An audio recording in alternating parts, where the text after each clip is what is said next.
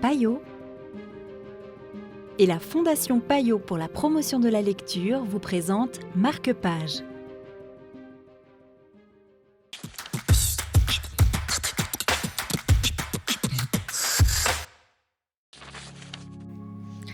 Bonjour et bienvenue dans Marque-Page.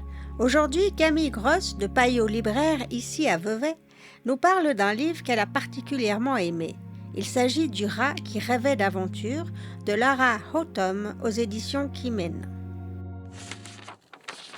Alors, je vous propose Le rat qui rêvait d'aventure, qui raconte l'histoire de ce rat géant qui vit dans le creux d'un volcan qui est éteint depuis plusieurs milliers d'années et qui, un jour, au sommet d'un arbre, voit le plus beau fruit qu'il avait jamais vu. Forcément en dehors du volcan. Pas tout à fait, juste à la limite.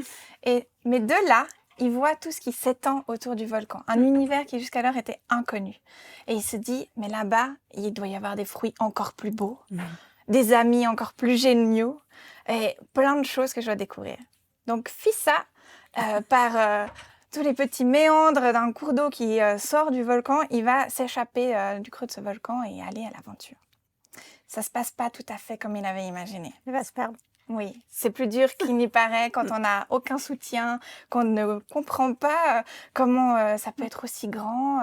Il va traverser plein de choses, mais in extremis, on va venir à sa rescousse. Et il va rentrer chez lui, fier de toutes ses aventures, mais bien content d'être à la maison. Génial.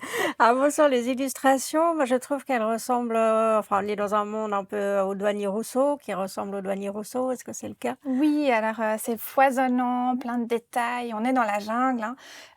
Cet album, il est un peu documentaire. Il y a une partie informative à la fin. Le volcan existe vraiment.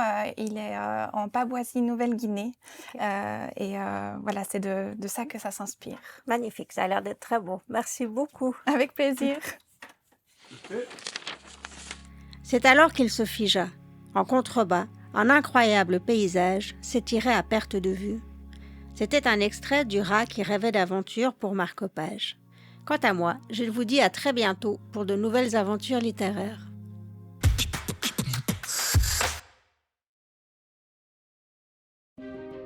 Payot et la Fondation Payot pour la promotion de la lecture vous ont présenté Marque-Page.